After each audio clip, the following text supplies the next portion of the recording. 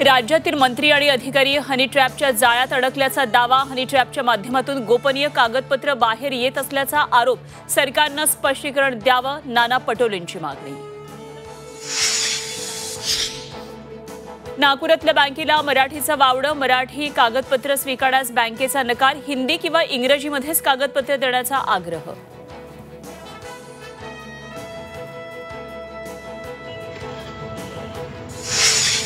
जालन्यामध्ये आज व्यापाऱ्यांचा एक दिवसीय बंद। नांदेड समृद्धी महामार्ग बाधित शेतकऱ्यांच्या मागणीला व्यापाऱ्यांचा पाठिंबा।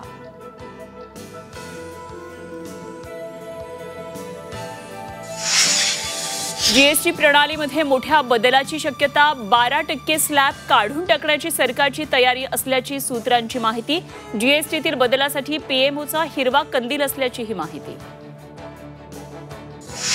पुण्यामध्ये सुरक्षा रक्षकाकडून परीक्षार्थींना धक्काबुक्की। पुण्याच्या हडपसरमधल्या केंद्रावरील घटना। अवघा 1 मिनिट उशीर, केंद्रात नो एंट्री। 17 महिने उलटूनही महादेव मुंडे खून प्रकरणातला आरोपी मोकाटच। पत्नी ज्ञानेश्वरी मुंडेंचा आत्मदहनाचा प्रयत्न पोलिसांनी रोखलं। पोलीस आणि आंदोलनकर्त्यांमध्ये बाचाबाची।